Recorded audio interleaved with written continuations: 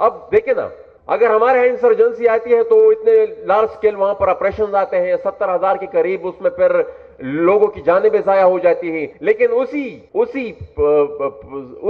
से मिलता जुलता एक रद्द-ए-अमल अगर पंजाब में उठता है और तहरीक-ए-लब्बैक पाकिस्तान के सरबराही में अगर एक तहरीक उठती है और इस्लामाबाद की तरफ वो मार्च करती है और रास्ते में वो पुलिस वालों को भी मारती है और वो बसों को भी जलाती है, तो उनके खिलाफ रवैया और उनके खिलाफ रद्द-ए-अमल फिर बिल्कुल मुख्तलिफ होता है। वो इसलिए मुख्तलिफ होता है क्योंकि पाकिस्तान के जो जर्नैल है या पाकिस्तान की जो जितनी इस्टेब्लिशमेंट है या इवन सियासी क़यादत भी, वो पंजाब की नाराजगी बर्दाश्त नहीं कर सकते। दे कैन नॉट अफोर्ड कि वो पंजाब को नाराज करे या पंजाब में किसी किस्म का भी कोई ऑपरेशन या कोई इस तरह का काम करे जिससे पब्लिक सेंटिमेंट्स को कोई ठेस पहुंचे। यही वजह है कि साद रिजवी की जमानत तो रातों हाथ हो जाती है और अली वजीर का पांच महीने तक उसकी सुप्रीम कोर्ट में तारीख भी नहीं निकलती। ये मसला ही सारा यही है कि वो चूंकि अली वजीर का ताल्लुक एक पेरिफेरी से है और यहां पर जो प्रॉब्लम थी, और ये मसला जितने भी पेरिफेरी से, बलूचिस्तान है, गिलगित बल्तिस्तान की यहां पर बाबा जान ने बात की, हमारे पख्तूनख्वा या एक्सपार्टा, ये जितने भी पेरिफेरी है, ये उन सब से ये रवैया मेरे ख्याल में ये बदलने वाला है नहीं जब तक हम पाकिस्तान के आईनी ढांचे में ये तब्दीली नहीं लाएंगे। साथ ही साथ CNFCA वार्ड में मैं अपने जो एक्सपार्टा है, क्योंकि हम भी एक अजीब किस्म की सिचुएशन में मुब्तला है, हमें मर्ज तो कर दिया गया था, लेकिन जो मर्जर के वक्त जो वादे किए गए थे कि इस तरीके से आपको इतना शेयर मिलेगा, उस वक्त प्रॉमिस ये हुआ था, हमारे साथ वादा ये हुआ था कि 3% आपको फेडरल डिविजिबल पूल से NFC में आपको शेयर दिया जाएगा। हालांकि हमारा अपना जो शेयर बनता है, जो एक्सपार्टा का शेयर बनता है, जो कि इंडिपेंडेंट इकोनॉमिस्ट जितने भी है, एक दो साथी जो हमारे हैं उसने जिस पर काम किया है, उनकी असेसमेंट के मुताबिक हमारा शेयर 5% से भी ज्यादा बनता है, 5% से भी ज्यादा बनता है। अच्छा, अलमिया यह है कि ब्लॉक एलोकेशन फिलहाल होती है, पैसा जाता है। 2 साल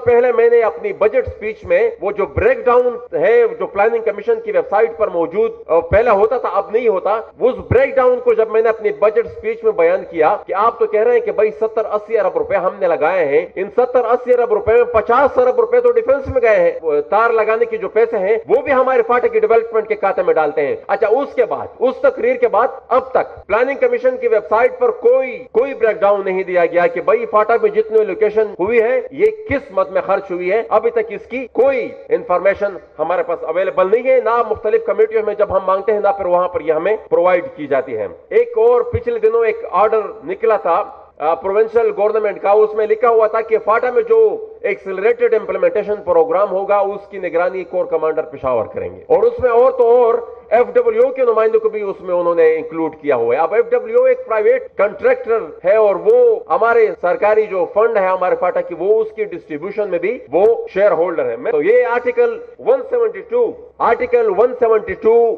ऑफ द कॉन्स्टिट्यूशन, उसके मुताबिक 50% जो हमारा ऑयल एंड गैस का शेयर है, 50% जो हमारा ऑयल एंड गैस का शेयर है, उस पे सूबों के इख्तियारात है। लेकिन उस आईनी शिक पर भी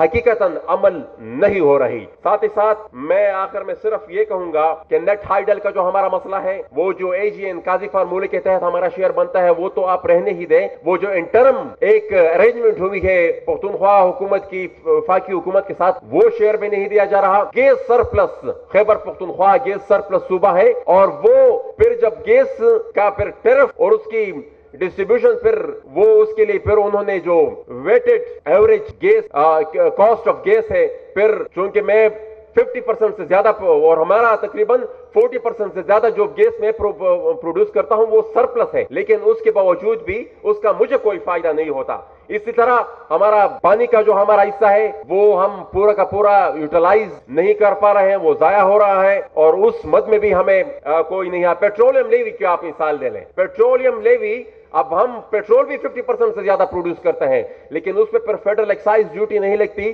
क्योंकि उससे फिर थोड़ा बहुत शेयर पर हमें भी मिलना होता है उसका। उस पर ये पेट्रोलियम लीवी, जिसको मेरे ख्याल में इस साल की बजट में वो 610 अरब के करीब है, और उसमें हमें 1 रुपए का शेयर भी उसमें नहीं मिलता। सूबों के मसाइल के हल के लिए हमें एक नए अमरानी मुआहिदे की जरूरत है। हमें अपने आईनी ढांचे को बदलना होगा, वरना जिस तरीके से पाकिस्तान के जर्नल इस मुल्क को चला रहे हैं, तो मैं कह रहा हूं कि ये कंपनी इस तरह नहीं चलेगी। बुनियादी जो हमारा मसला है वो हमारे आईनी ढांचे का है। जो फेडरल कॉन्स्टिट्यूशनल स्ट्रक्चर है, मेरे ख्याल वही फसाद की सबसे बड़ी जड़ है, और ये वही कॉन्स्टिट्यूशनल स्ट्रक्चर है جس طرح خٹک صاحب نے جس کی طرف اشارہ کیا کہ بنگال کی آبادی ہم سے زیادہ تھی اور وہ اس کو پھر مار مار کر یہاں سے بگا دیا گیا، لیکن یہ اسی پاکستان میں جب سن 62 میں آئین بن رہا تھا تو اس وقت پیریٹی سسٹم لایا گیا، بنگال کو کاؤنٹر کرنے کے لیے پیریٹی سسٹم لایا گیا کہ بھائی دونوں کی نمائندگی برابر ہوگی، حالانکہ بنگال کی نمائندگی زیادہ تھی۔ تو میرے خیال میں جب تک اسی پیمانے پر اور اسی فارمولے پر ہم پاکستان میں ایک نیا آئینی ڈھانچہ اور جس سوشل کانٹریکٹ کی طرف ڈاکٹر صاحب نے بھی اشارہ کیا، میرے خیال میں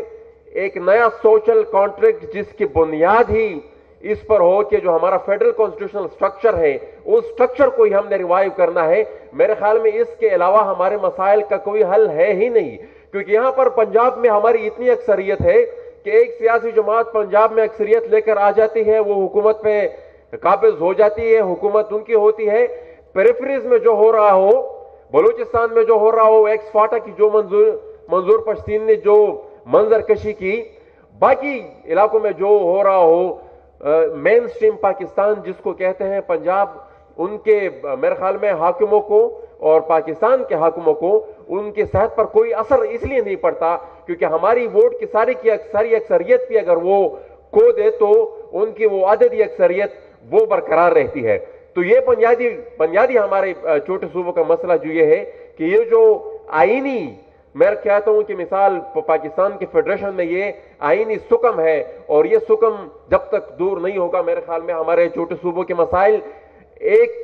ان کے شاید شکل اشکال بدلتے رہیں لیکن یہ مسائل اپنی جگہ برقرار رہیں گے۔ بنیادی جو ہمارا مسئلہ ہے وہ ہمارے آئینی ڈھانچے کا ہے، جو